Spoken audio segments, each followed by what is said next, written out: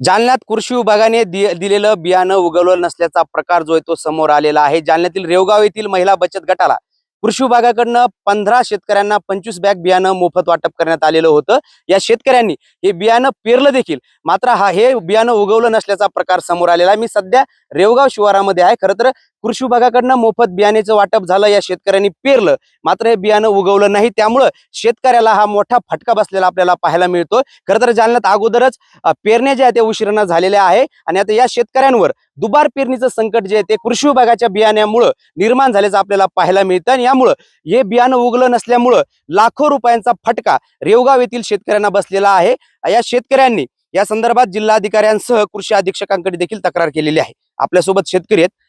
कोणी बियाणं दिलेलं होतं आणि का उगलं नसावं? हे बियाणं आम्हाला तालुका कृषी अधिकारी यांच्याकडून मिळालेलं आहे फ्रीमध्ये।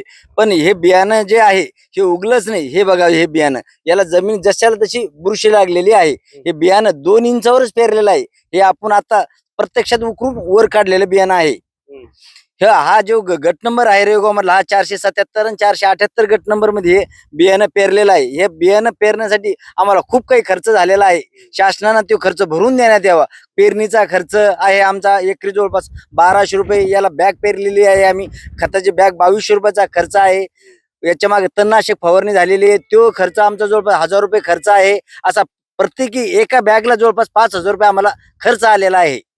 पण आपण जर पाहिलं तर जिल्ह्यात पहिलेच उशिरा पेरणी झाली, दादा जून अखेर पेरण्या झाल्यात, आता दुबार पेरणी तुम्हाला करायची, याचा फटका उत्पन्नाला कसा बसणार आहे? आता हेच प्रत्यक्षात हे 15 दिवस लेट होऊ राहिलं तर याचं उत्पन्न सुद्धा जवळपास 50% कमी होणार आहे। आणि त्यात पुन्हा शासनानं कल्पना दिली आहे आताच की जसा जसा कार्यकाळ निघून जाईल तसा तसा पाऊस कमी होईल।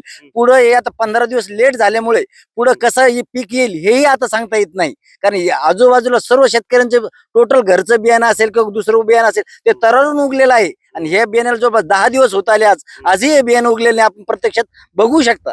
कृषी विभागानं काही दखल घेतली की नाही तुमची? कोणी आलंय बांधावर? काल आमच्या इकडे तालुका कृषी अधिकारी, एडीओ साहेबाचा एक माणूस आणि जालना केव्हीकेचे एक कर्मचारी असे 3 जण येऊन पाहणी करून गेले। त्यांनी स्वतः सांगितलं की हे डायरेक्ट त्यांनी सांगितलं 1 बाय 1 मीटर मध्ये 33 झाडं उगायला पाहिजे। पण इथं एकही झाड त्यांना प्रत्यक्षात दिसलं नाही उगताना। त्यांनी डायरेक्ट सांगितलं हे 0 आहे म्हणे जर्मिनेशन। तुमची काय मागणी आता प्रशासनाला? आमची प्रशासन हीच मागणी की आमची नुकसान भरपाई भरून देण्यात यावी, कळकळाची विनंती आहे सरकारला। नक्कीच आपण जर पाहिलं तर जालन्यातला शेतकरी आधीच अडचणीत होता आणि आता रेवगाव परिसरातील महिला बचत गटाला कृषी विभागानं बियाणं दिलं आणि ते तब्बल 25 एकरवरील बियाणं उगवलंच नाही। त्यामुळे या शेतकऱ्यांना आता दुहेरी फटका बसताना आपल्याला पाहायला मिळतोय।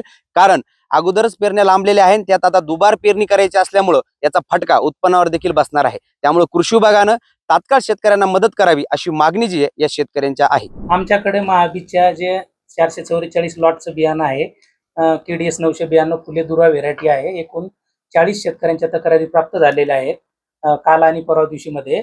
त्याच्यापैकी आम्ही काल 15 शेतकऱ्यांच्या तक्रारीची पाहणी केलेली आहे। ते पाहणीच्या अनुषंगाने जे लॉट चे बियाणं होतं त्या बियाण्याचं आम्ही नमुना तपासणीसाठी काढलेलं आहे आणि प्रयोगशाळेत सुद्धा पाठवत आहोत।